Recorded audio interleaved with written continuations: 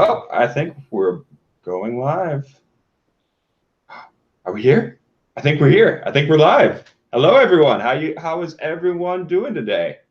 As you know, my name is Ed. Whoa, are we actually going through? I can't tell. Hasn't showed up on my phone yet. But anyway, my name is Ed. I'm assuming we're live. And I have a very special guest today, our friend over in Germany, Mr. Whisky Jason. How you doing, Jason? Hi, great to be here online. Thank you very much. Yeah, for sure. Thank you so much for coming on. We really appreciate it. Yeah, it's a pleasure. I mean, as you said, down in the ditches here, the trenches of YouTube community. I was just saying to Jason that like coming on our show is like coming down to the slums. You know, it's not quite the high lofty tower that he's used to.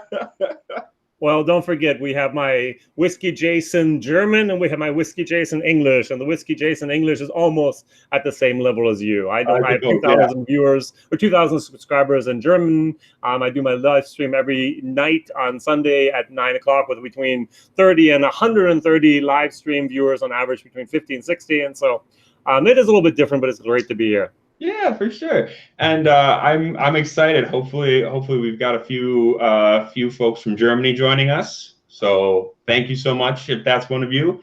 Food Quig is in the house. Wow. Thank you for posting part 2 of the Deanston video. I just watched it a moment ago where the two of us were together in Scotland. That was fantastic. Yeah. And yeah, so oh, John says the whiskey ditches. Oh, hey, Food Quig's in. Hey, Food Quig. How you doing, man? Good to see you. What was I just watching from you the other day? Something interesting. I can't remember what it was, but you had one of your videos this week was really fantastic, and I should have commented. Oh, no, I did comment. It was a scallywag. Yeah. That was a lot of fun. But today we are drinking Irish whiskey.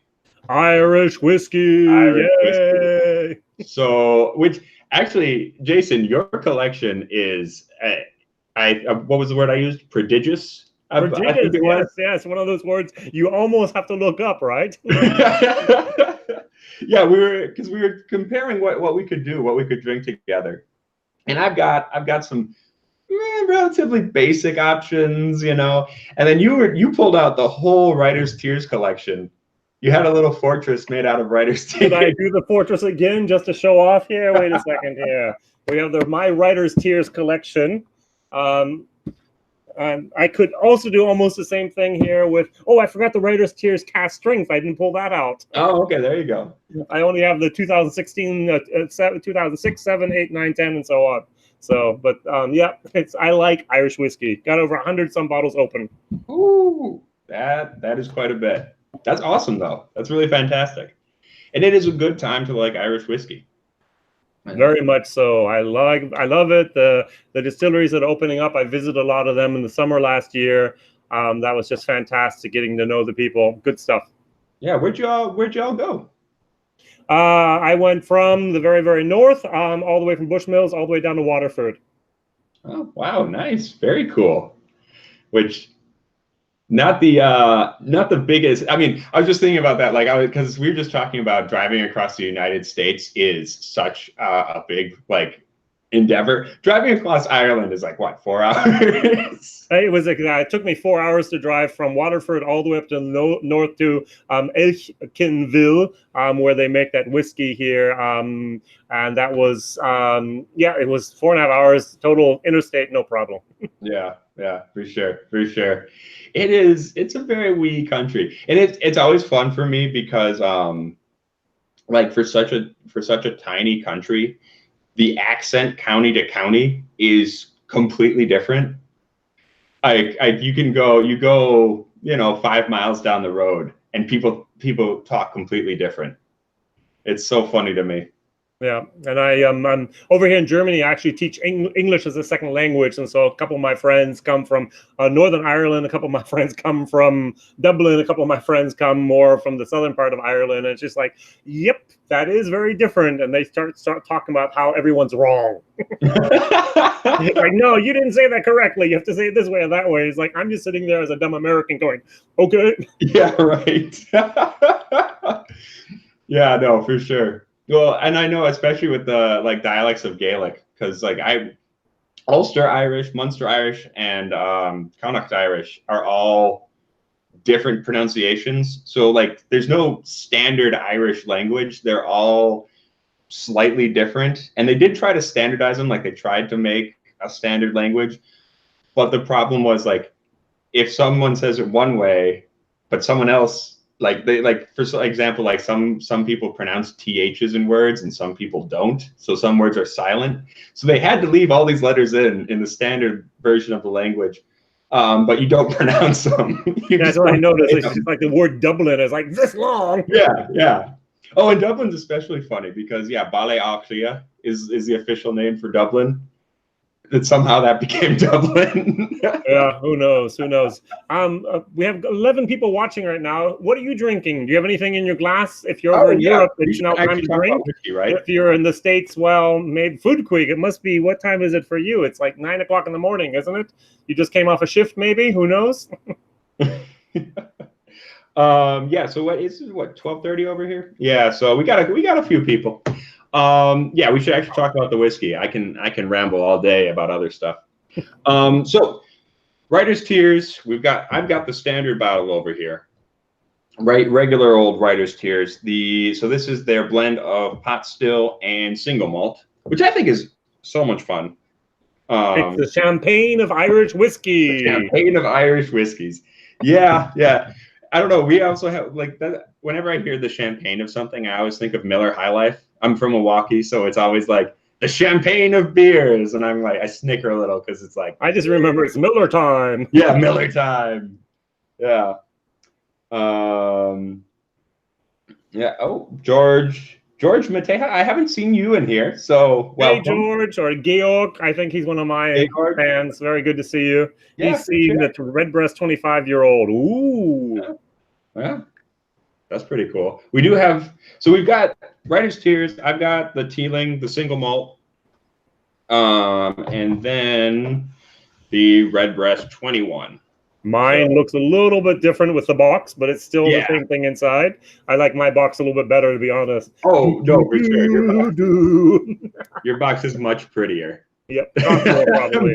Actually, I paid less than I think you did. I paid 120 euros for this one. It's not 150 euros, so. Yeah, see, that's the thing. Redbreast 21 over here, depending on where you get it, can, I guess, run, what did it, 170 all the way up to 210 here in Wisconsin. Everything's a little bit more expensive when it comes to whiskey here in Wisconsin, though. And everything in whiskey country in Germany is much cheaper here than almost any place else in all of Europe. So we're very, very privileged to have the lower prices. Really? Yeah. Huh. Why is that? Taxes. Yeah. Germans like alcohol. Yeah, I was just hearing about, because obviously you can travel between countries, and I think it was Sweden and Finland or somewhere in the Scandinavian countries, the people just hop over the border just to buy their liquor because the taxes are so much. Everyone from Denmark and Sweden comes to Germany to buy, and they go back to the ferry. Yeah, exactly. So if you ever watch the two guys from Denmark, what's the name of their channel?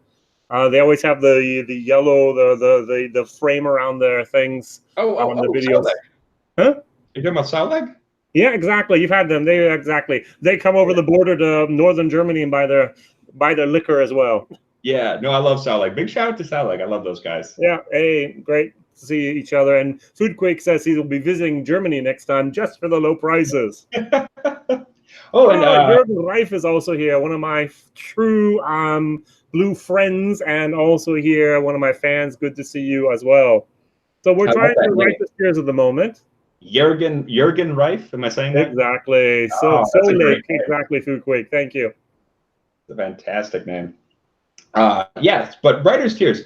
I do like this stuff quite a bit. This was actually the whiskey that hooked me a little bit for the Irish. So okay, yeah. I was at a tasting, and at the end of the tasting, what they did actually was we had a little bit, about a third of the bottle, maybe a little bit more left, and at the end they would auction it off.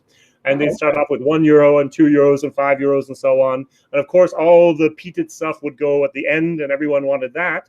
And no one wanted the Irish. So I was like, okay, the bottle cost over here €25. A third of it's left. So let's say a third of 25 would be, hey, anything under €8 is a bargain. So I went €1, and then one was 2, and I had 3, and then 4, and then 5, and I went 5. I got the bottle for €5, a third of it.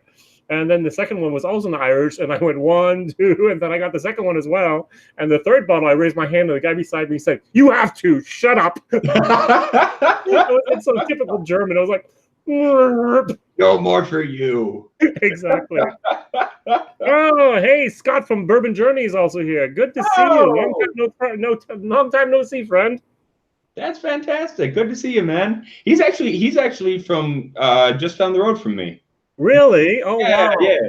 He's about 15 minutes down the road because I'm in Wauwatosa. He's in Waukesha. Which are those are names you only have Wisconsin and. Oh my gosh, that's the funniest thing is trying to get people to pronounce Wisconsin place names because they're all Potawatomi and Oneida names. Oconomowoc is a really fun one to try to get people to say. And who said we don't have any heritage from our Native Americans? Yeah. Well, I love the nose. Isn't the nose just fabulous here? Oh my gosh, it really is.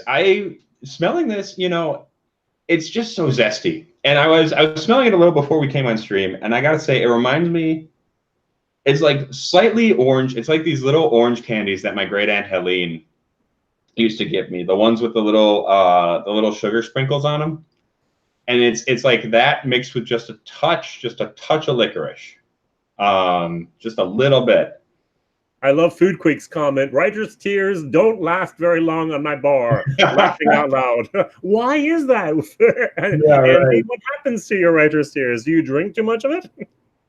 That's my old man's ongoing joke that everything evaporates directly into his mouth.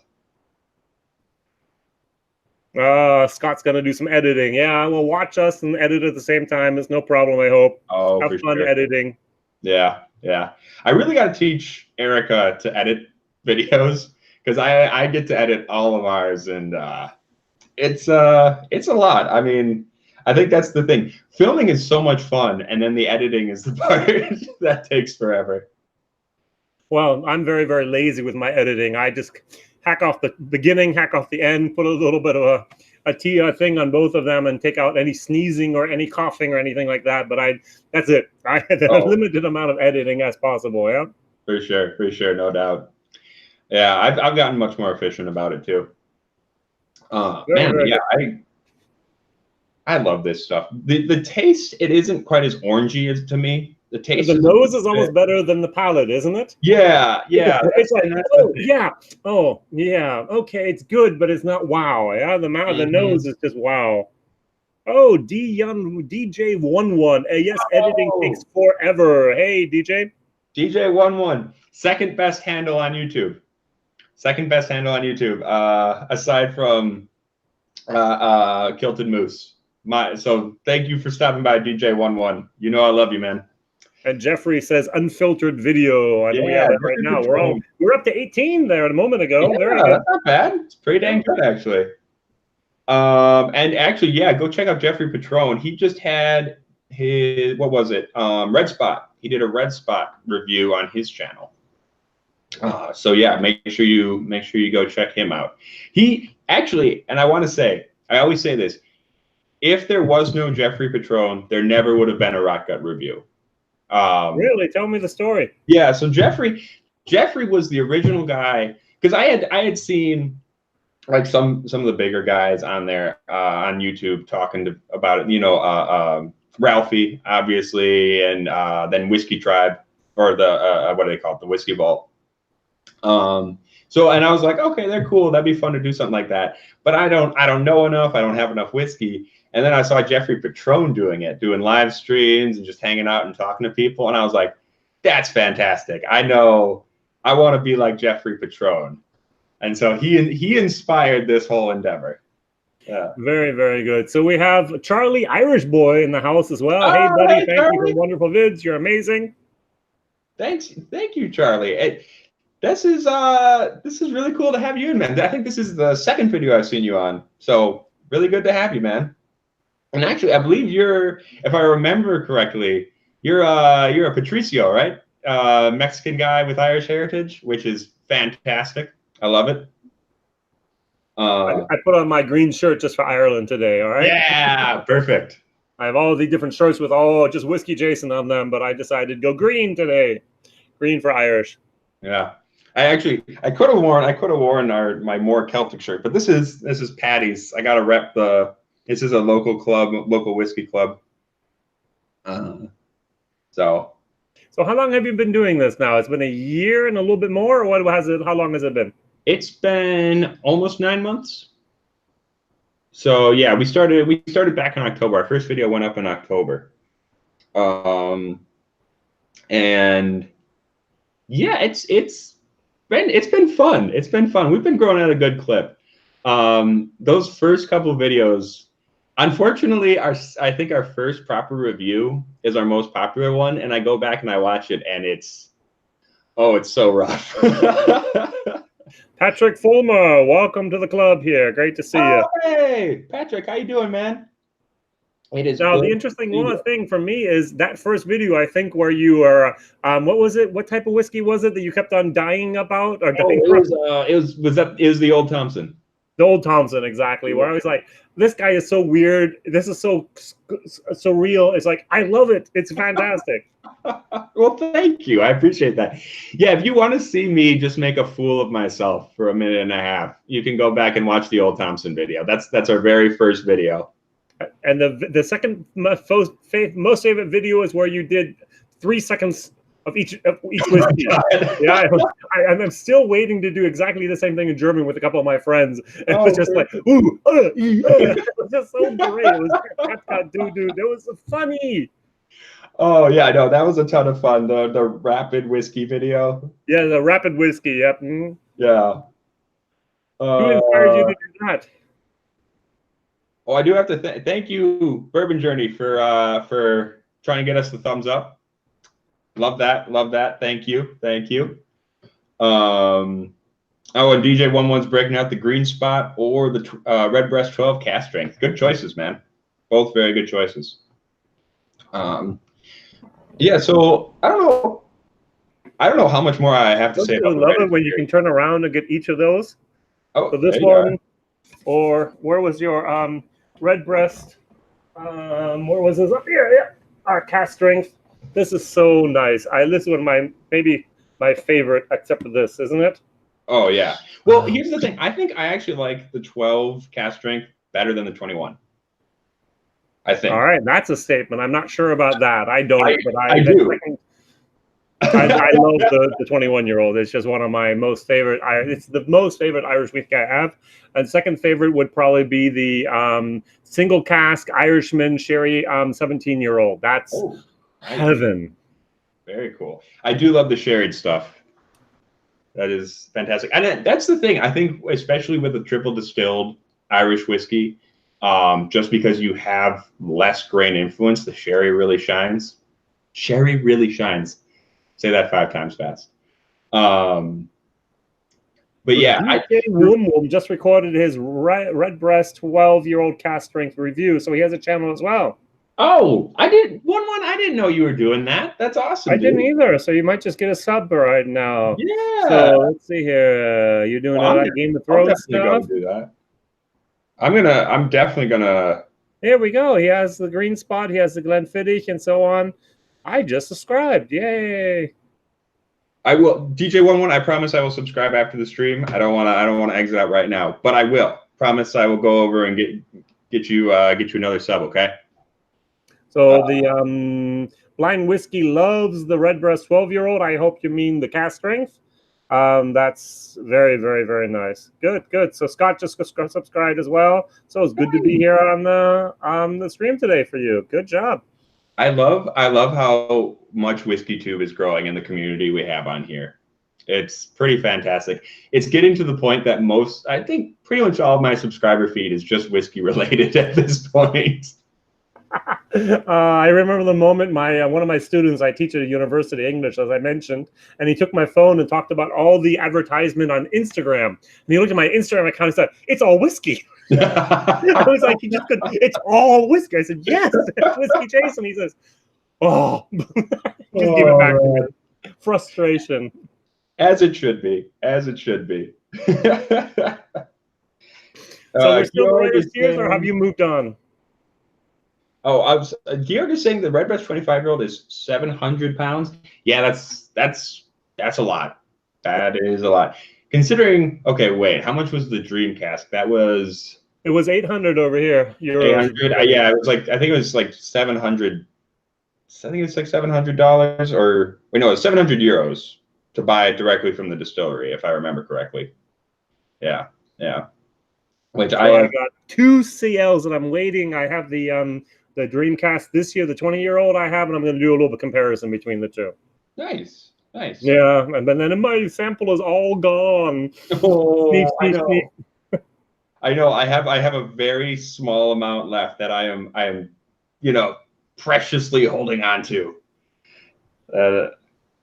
Me too. You have the 22. You have the 20-year-old as well, the new one. Yeah, this year's version I got a sample as well. And was it 22 or 23? I thought it was 23-year-old Dreamcast. Was it? I think it was 20.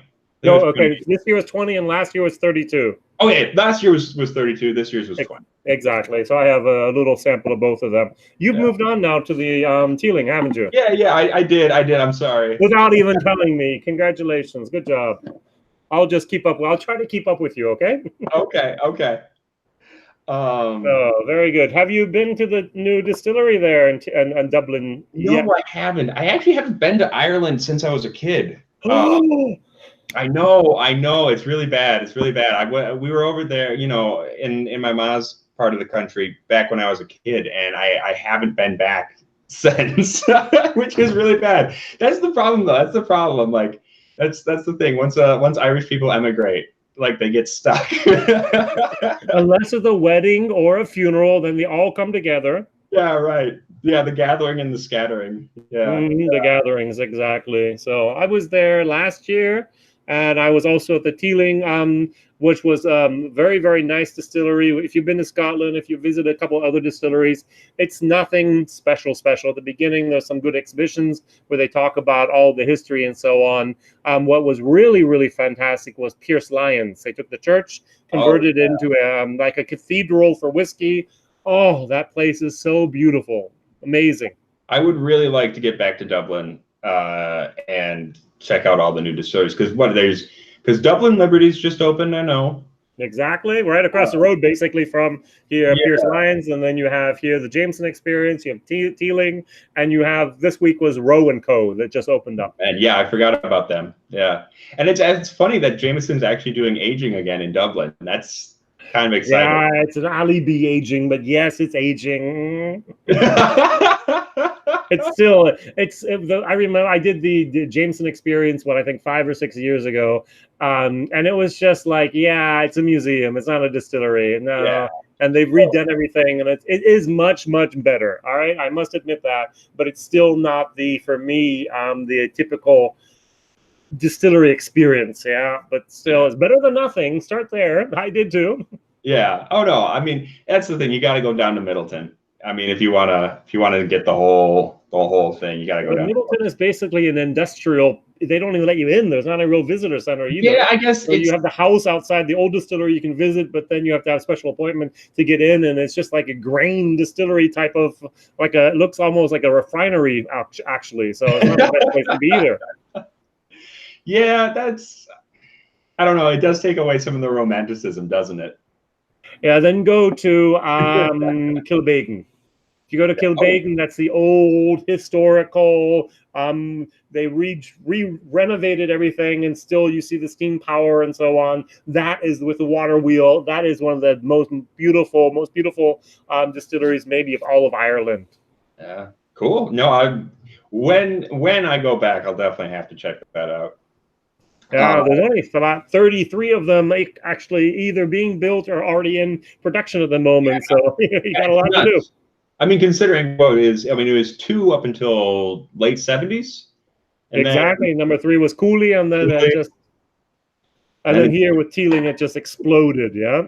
Yeah, it's been ridiculous. Yeah. So speaking of Teeling, though, so this is their single malt. Uh, oh, I do, man. I love Teeling. I am an unabashed Teeling fanboy, and I know. I mean, obviously, right now, this is still their Cooley juice. They just released their 3-year-old pot still. The stuff they actually distilled. Keep on talking. I'll show it to you.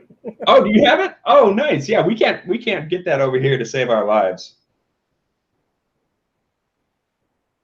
As I said, keep on talking. Here we have the batch number 1. If you want to ever see this, this is batch 1. I have batch 2 in a box over there. So it's still wrapped up here. I actually bought, I think, 5 of them. And I we do over here in Europe, we're allowed to do bottle shares. So I put up on Facebook, the place I do most of my stuff. I say, hey, who would like to have 5 CL or 10 CL? And they transfer the money via PayPal. I send the alcohol legally in the mail. And so I did that. I did 3 or 4 of my bottles that way. And this is the one that was left. I must actually admit the batch 1 was a big disappointment for me. Oh, no. It's not ready yet. Single pot still whiskey needs a little bit longer than normal. And in 5 to 8 years, this is going to be, Yeah. But at 3 years, it was like, no, thank you. DJ11 is saying, should you get Teeling or Yellow Spot? I think both are good. We're on the Teeling if you want to drink along with us. So, you know, either way, whatever you want to do, man.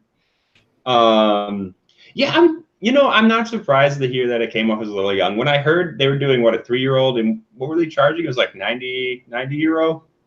I paid 65. 65? Okay, so yeah, not as much as I thought. But it would be $90 basically, almost around about. Okay, there we go. Yeah, I was a little surprised. I mean, I understand it's the first batch, so obviously they're going to mark it up and, you know, get some. No, what they did is actually they had the an inaugural batch of the first 1,000 bottles. Oh, yeah, I forgot. I actually had one of those as well. Wow, that was a lesson learned. I bought one on the auction online, and I tried to flip it, and I lost about 120 euros flipping that one too quickly. And I was like, oh no, but that's all right. So it teaches you for trying to flip it. Yeah, I'm going to continue flipping some of my whiskeys, not very many, but only then when I understand the market there. Malaga is exactly right for the yellow spot. I'm not a big fan of that. That was Madeira, wasn't it? Or was Malaga with the yellow spot? Madeira, wasn't it? So here, Mr. DJ Woo Woo. The yellow spot is a little bit more fruitier, even though this has a lot of fruit in it as well. So yeah. I prefer the Teeling actually rather than the yellow spot, by my personal opinion. This is that's the thing I love. It's very bready. It's a little, I don't know, chocolatey. But it's not just sweet. I think that's the thing about Teeling. I really love their single grain too. I adore the single grain, like the single malt, adore the single grain. But I think they do a very good job of a nice balance between. It really is nice.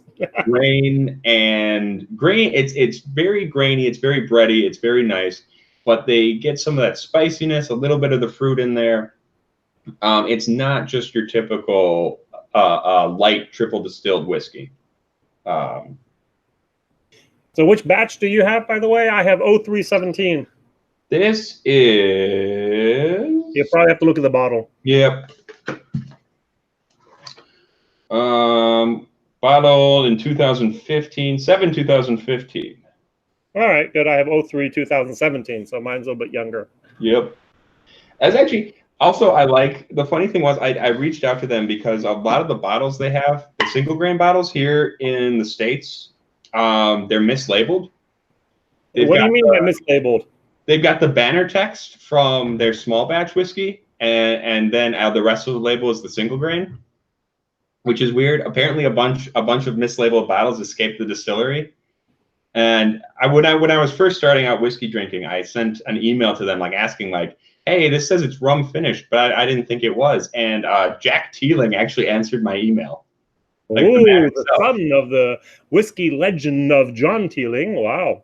No, I don't know. It was surprising to me. So I was like, "Wow, okay, that's neat. That's neat that he actually talks to folk." Interesting. When I contacted them, I was totally ignored. Very nice. I mean, hey, you're more important than me. That's good. Apparently, well, I knew this. I knew this. What would you say to DJ11? Would it be the coffee, Nika coffee malt, or the Nika coffee grain? Oh, I would probably go malt. Me too. I have the coffee grain here, and I'm not very. It's not my favorite, to be honest.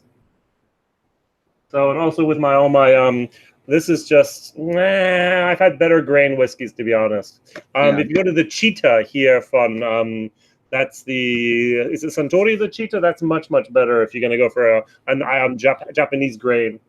Yeah, I gotta say the malt. See, the malt's already pretty sweet for me. It's already pretty sweet. It's not, and obvious. I mean, it's a coffee still, so it's not quite as oily as a lot of other malts. But if I can make the recommendation, DJ11, this would be the Cheetah from Suntory whiskey, which I would rather recommend for a good single grain rather than the Nikki. But that's just if you can get it. I don't know.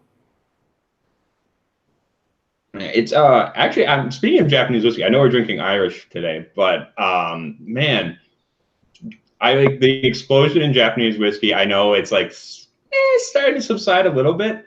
There's nothing else to buy. It's all gone. Yeah. The funny thing is, though, it's just reached Wisconsin. Oh, like, which means you can get some old. What can you get? Harmony 17. The Harmony? No, we can't get Harmony. But all the which brand is it? Oh, it's killing me because the liquor store I work at, we just got so many Japanese whiskeys in, it just flooded the shelves. Like I think Wisconsin's about 6 months behind the rest of the world apparently because everything just showed up. A Yamazaki 12-year-old maybe? Yamazaki we might have. I don't remember. We because I can't remember. Kuwaito. What is it called? We just got a bunch of EY. We just got I'm terrible at my pronunciation. Maybe Chichibu? Sorry, what was that? Chichibu? Oh, okay. Yeah, no. That's also an independent new distillery there in Japan that's actually just prices are exploding. Who's the one who's doing like teaspoon blended malts? Which company is that? I'm trying to remember. In Japan, yeah. Yeah, normally they don't do that. Huh? Normally they don't do that. Usually I know, and that's why this was weird. It's the only company that's doing it. Okay, hold on. I gotta look them up. Because that's the one that just hit shelves big time. All right, that's a good question. I don't know. I gotta look them up. So I know that all the people from that were possible that came from China and bought out everything in Japan. Even the Chinese have come over to Germany and to Europe and bought everything with an age statement on it. There's hardly anything to be had anymore. The Yamazaki 12-year-old, if you can get it, runs between 100 and 150 euros now. And I have friends that bought it 3 years ago for 40, 35. It's just amazing. What did you find it? Hold on one sec. I know it's on here. Kayo. That's what it is. Kayo. We just got a whole bunch of Kayo in. So they're actually taking Nika and Suntory. They're teaspooning it and then releasing it under their label. So it's basically independent bottling. Okay. Blind Whiskey asks, what is this yellow box here of? It's the warehouse release. You can only get it at the distillery. Is it worth its money? Probably not. If you're at the distillery, try to find the Tulamadu Achsen, that's in German, 18-year-old. Only there available and at the Celtic Whiskey Shop. Very limited edition, very limited release. You're going to pay about 100, maybe 130 euros for it. The best 18-year-old, very nice. This is Naya. Naya means in German, okay. It's okay. It's okay. C'est wie ça va. I love this chilling though. It's so appley for me. It got like really green apple. Yeah, very fruity. There's some pears. There's some plums. It's just I just love it. I'm glad I don't drink it more often. I have enough whiskey anyways. There's a problem. I have too many whiskeys and not enough days in the year. Just so many. I so do many one video per day in German, so. He has the same problem. Oh, I have no doubt. I've seen his wall, the wall of whiskeys behind him. Mm. One says the only whiskey his girl likes for mules is Tullamore Dew. I mean, that makes sense. That kind of fits. That kind of fits very well for a mule. Steve is in the house. Hi, Steve. Hey, Steve! Big shout out to Steve, our unseen fourth member of the Rock Gut Review crew. Always a big thank you to him. Luckily, Steve, we did have Erica on moderation in the background if we really needed someone. But now that you're in, she can take a break. Steve A is an awesome guy, though. I love you to death, Steve, even if you are from Minnesota. Oh, there's a rivalry. I did not know that. Okay. A little bit. It's us. So I think our first rival is definitely Chicago, Right. and then Minnesota, and then Michigan. So like it's like a regional thing. Everybody hates each other. Michigan, I would have guessed, but Minnesota, okay, good. Why not? I thought you were just kind of like, okay, cool. Yeah. Well, it's not as bad as because Minnesotans we at least think they're nice, like that we think they're polite. Like there's Wisconsin nice and there's Minnesota nice. You know what I mean? But then Illinois, we call them fibs for bad word. Illinois, bad word. I don't want to say it on the stream. I can imagine. Let's just fill in the dots. Should we move on to the Redbreast? Oh, yeah. Okay. All right. Let's get into the 21. Yeah. First of all, let me open up my Redbreast here. So we click. Oh. And then take it out here, and then we. So you gotta get some dry ice in there. Real copper. You can actually get this. You can actually recycle this whole thing. Like get 25 cents just for the copper piece in here. That's kind of nice. That's neat. So this is I haven't had this for such a long time. This is a whiskey I do not pour for myself. I just said like nope, too expensive. I'm just not gonna do it. But for you, I will. So what are your plans for the future here? What are you gonna do next? What has been actually filmed or needs to be edited, or what are your plans? Actually, we've got a couple things coming up. I know we've got something kind of weird. I don't want to give it away just yet, but if you tune in Wednesday, you should see something a little bit different than we've ever done before. It's gonna dangerous. If you follow along with the channel and you follow along with all the Easter eggs, then you can probably figure out what's going to happen. What was that with the backwards speech back then? Did you ever reveal what's going to happen there? Maybe it might have something to do with that. I remember like, oh no, that's backwards. So I had to record it and I put it in my digital processing software and hit the button. It was like, I said, okay, why are you saying all these words? See, and actually it's funny because even before I started doing like the overt stuff, if you go back to like probably January's videos, I'm guessing. I don't remember exactly when I started doing that, but I started putting in like 4 or 5 frames every once in a while, just of little clues. They just blink in real quick. No one's caught them so far. So hey, the party review is there. Hey, good, great to see you. Who is that? It's usually, what's his name? I watch his videos every once in a while. That's probably J.O., I would guess. J.O. Hey, if it's J.O., good to see you. Yeah. He comments on my videos a lot. Thank you. Yeah, no, I love J.O. He also has a stream. He does a stream on Wednesdays, which are always fun to tune into. They're in Cincinnati, aren't they? Where are they? Oh yeah, Ohio. I know they're Ohio, but I thought it was Cincinnati. Yeah, J.O. confirm for me if I'm totally off. I'm sorry. Correct, it is J.O. Very good. And the party's source is in Cincinnati. Is that also correct?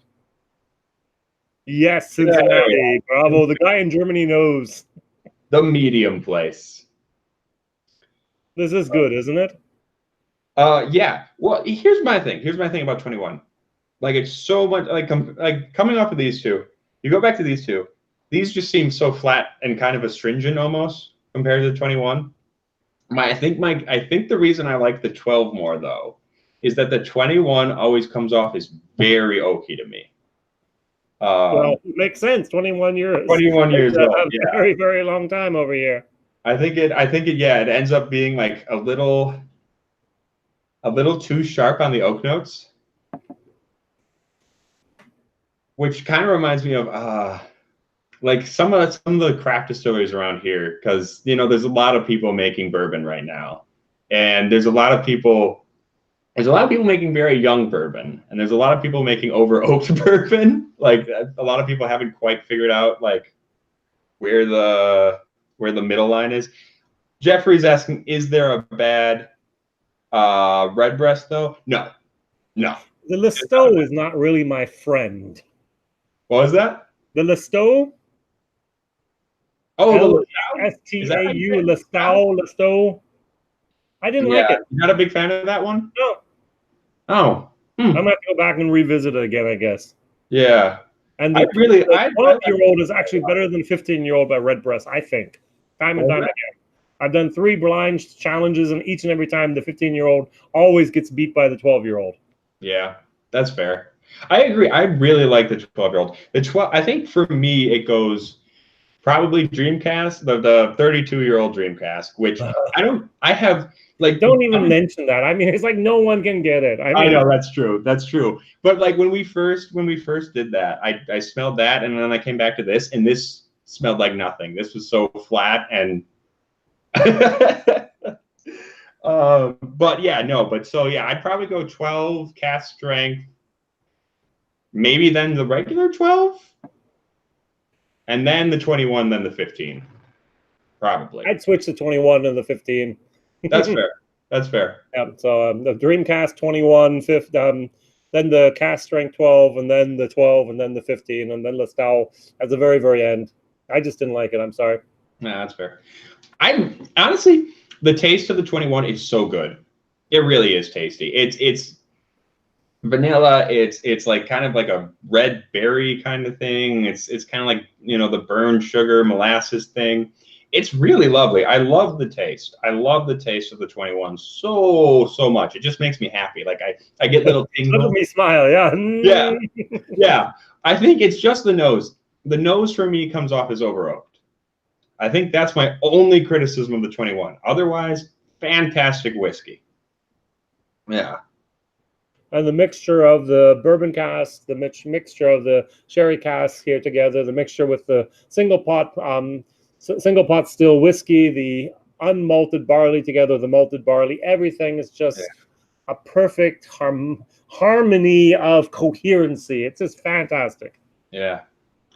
Actually, speaking of pot still, have you heard about the little fight that's brewing over the definition of pot still? No, tell me more. Single pot still is being exploited, or what?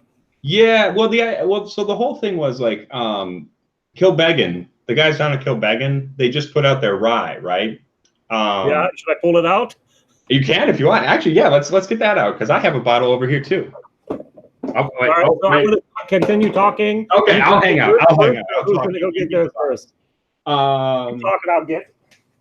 DJ11 saying still new to whiskey, but I really like the sherry finished whiskey I've tried. Yes, good call, man. Sherry finished whiskey is. Oh, do I like it more than peat? I don't know. I love them both for different reasons. God, they're both so good. I have a hard time choosing between, like when it comes to Scotch, I have a hard time choosing between sherry and peat as my first love. They're both very great. Okay, you want to go get yours now? I have mine. Yeah. So I'll take over for a second. The interesting or the difficult thing for me about Kilbeggan small batch rye is, of course, it's not 51% rye. That's number one, whereas like transparency. And number two, they actually use some of their own spirit they produce at Kilbeggan at this old distillery, and they're using a very, very small pot still that originally was used in Italy for purifying water. They actually cooked the water and purified it that way. And I had a distillery-only single malt 7-year-old that I bought a handfill exactly made from that, and it tasted, my experience, horrible. And every time I get the small batch here from Kilbeggan, I have exactly that same taste in my palate where it's like, oh, no, okay, not really great. And when I talked with the master distiller, I asked him, how did you become the master distiller of Kilbeggan? He said, I used to work in the warehouse. That was his qualifications, literally. He worked in the warehouse and he more or less was promoted up to master distiller. Well, hopefully he learned along the way. Hopefully they did teach him. I'm not sure about that. Don't forget there was that little switch over there with Suntory that bought everything, so who knows? Okay. When I was also at Kilbeggan, I asked him what was the biggest difference between being then from Cooley and now with Suntory. She said, we finally have money for doing things. So we put in CapEx, we actually get it done. Capital expenditures. I was like, okay, that's nice. Well, that was something I was thinking about because I remember I don't remember what video you did it. You were talking about it on, but like talking about like kind of the dearth of barrels that are available to the Irish market. Like, and I was thinking about that because obviously, if you're Middleton or Bushmills, yep. I mean, They it's get not that hard. They get very, very good barrels. Yeah, it's not that hard to get the good stuff. Great barrels. Middleton, yes. Yeah, but if you're one of these new upstarts, yeah. That makes it a little more difficult. But yeah, no, okay. So talking about Kilbeggan. So the reason they call this their small batch rye, and I know I heard you say it's not actually 51% rye, which, you know, as far, you know, for our Canadian viewers, that's not that weird. Canadian viewers, anything called rye is whiskey. Right. Full stop. But the argument they were making, the Kilbeggan folks were making, was that they should be allowed to call this single pot still. And the reason being that back, like, you know, late 1800s, before, you know, the War of Independence and Prohibition and everything just completely collapsed the market, pot still whiskey was being made with, you know, up to 30% rye or 30% oats. And Kilbeggan's making the argument that the only reason today that it has this legal definition of malted and just unmalted barley, or malted and unmalted barley, and that's the only really, and you can use 5% oats, but nobody really does. But they're making the argument that that's only because Middleton and Bushmills like leaned on the Irish government and said, "Hey, we make ours this way. You should make it legal." Sounds like the Lincoln County process in Tennessee, doesn't it? A little bit. It's like if you're a big boy, you can make legislation, do whatever you want them to, huh? Yeah. So so now there's kind of a push within the Irish whiskey industry to be like, well, if you know, I think part of it is that, you know, I think there's some idea like that if this is pot still is the equivalent to single malt in Scotland. So like, oh, we're kind of trying to chase their coattails a little bit and make it malted and unmalted barley so we can differentiate ourselves a little bit, but still kind of glom onto what they're doing. I would like to correct you if I may just a little bit. Anyone can make single malt any place, but for example, bourbon is geographically limited to the United States, and single pot still is geographically limited to Ireland. Right. I agree. No, you're totally right. What I'm saying is I feel like the way that the malted and unmalted barley law is, like, yeah, they obviously single malt is something you can do in Ireland, but single pots and Scotland, single pot still is something you can only do in Ireland. Yes. But what I mean is that, like, I feel like by advertising or like making it like the definition of it as being only barley, they're trying to kind of chase the notoriety that single malt has right now, at least single malt Scotch. Not that they're copying it exactly, but I think that's an easy way to market it to people, to kind of sell it to folks as like, this is the Irish equivalent of single malt Scotch. And I think like the people at Kilbeggan are saying, like, that's not historically accurate. That's not how it was actually made back in the day. So why should we limit ourselves to this specific mash bill now just because Middleton wants it to be that way? Well, going back to America, originally all whiskey was made from rye. And Right. yet Oh, yeah. bourbon is now 150% corn. Why? Because history changed our way of doing things. So I don't think it's a bad thing to say that the single pot still is a unique Irish thing. And if someone who wants to can change it and add their oats or add something else to it, then give it a new name. But I think that should be protected as it is because that's so unique. Yeah.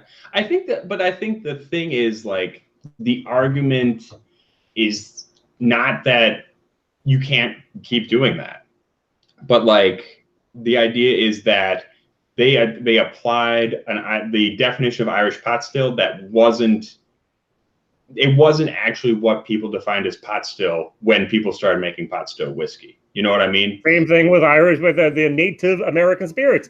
Right. But that's what I mean. Like when you're talking about rye, though, yeah, like American whiskey, right, is, you can call it bourbon, you can call it rye, but like either way, like if you go back to when George Washington was making rye whiskey, he was making it with rye grain, right? I think the argument is that, like, that this was an imposition of one company's definition of pot still whiskey that didn't actually match up to what the historical definition of pot still whiskey was. Like, it's kind of something Middleton made out of whole cloth. If you get what I'm saying. Absolutely. Like, they kind of came up with a definition because that's what they were doing. Yeah. Do you know J.J. Corey? J.J. Corey, sure. And Louise is a friend of mine. We've known each other now for a couple of years. And she could tell dozens and dozens and dozens of stories of how the Middleton powerhouse has prevented her from doing what she wants us to do as a blunder. All because of these rules. And she comes in with rules from 1814. The law said so-and-so. And they're like, that's not valid anymore. She says, well, why not? And she has to go way back before the Irish distillers had all their power to make the laws to say Irish whiskey is what we make and no one else can make it. And Right. You're very much true that they've had too much of power of deciding what Irish whiskey is. But up until 1998, there wasn't anyone else. Right, that's true. And that's true. Were made in the 90s. So, I mean... Yeah, and I get that. I guess it depends. Like, I don't know. I guess I get the argument for why we could, because I've talked about my old man with this. And my old man is of the opinion that if you start loosening up the regulations, people are just going to mess with it. People are just going to come up with weird mash bills and stuff that really doesn't taste what the consumer has come to expect. You know what I mean? Like, and to that end, I get, like, keeping the rules as they are, like trying what about to keep Scotch whiskey now with all our different barrels? Yeah. Is that going to be good or not? Because J.J. Corey just brought out a tequila mezcal finish. Oh, right, yeah. And actually, did you hear about the SWA changing their rules for that too? That's what I meant. What was that? That's exactly what I'm talking about. Oh, that's what you're talking about? Oh, I thought you were saying J.J. Corey did it. Well, they did it first because Irish is different, but they just came out on the 5th of May. Their J.J. Corey, the battalion over here, and it's finished in mezcal and tequila casks. And now, then, just last week, the SWA has allowed now for these special type of casks and others. Is that good or bad? Because they loosened the rules. I don't know. I think it's good, personally. I think it's good. I think if you look at British law, right, the law, all it really says is you need to do it in oak, right? That's at the end of the day, that's what it says. So anything else above and beyond that really is an imposition of the SWA's opinion of what Scotch should be, right? I mean, same idea with Irish pot still. The law really was an imposition of what Middleton thought Irish whiskey should be. If someone else disagrees and they want to do something different and they want to push the envelope a little bit, I don't think that's bad. I think the only thing they really need to avoid is getting as ridiculously fractal as the American market has become. I would say as the Japanese and as the Canadian market has become. Yeah, oh, that's true too. No doubt. I think that's the danger. Like I think opening up the law to different mash bills for pot still isn't a bad idea. Opening up the law to different casks for Scotch isn't a bad idea. But the problem becomes when you start creating all these new categories. Like if you look at like American whiskey, you've got your big ones. You got rye, you got bourbon, you got wheat whiskey. Those are ones everyone can understand, right? But then they started creating categories like blended American whiskey, spirit whiskey, flavored whiskey, you know, and now the TTB will release a label that doesn't make any sense. You know, that's something like, oh, it's a straight rye whiskey with this flavoring finished in this and blah, blah, blah. Like people are just writing their own labels at this point. You know what I mean? They've always been writing their own labels. They just have to have them approved. Right. You know, but yeah, that's what the TTB, that's what they do. Like if you can basically sell anything as like a non-specific whiskey or a non-specific whiskey product, non-specific spirit product, and you can basically make it whatever you want and just put whiskey on the label. It's getting a little silly.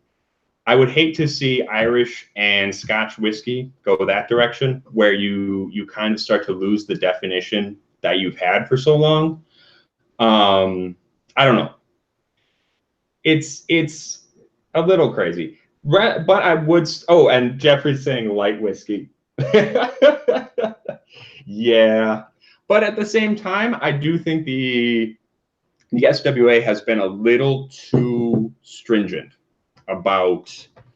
John Glazer would agree with you from Compass Box, definitely. Yeah. I think they need to loosen things up. They need to allow for more experimentation.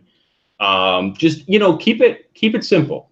You know, you've got malt whiskey, you've got grain whiskey, and then blends, of the two. Don't go creating more categories and more different types just for the sake of creating types like America has. That's my opinion anyway.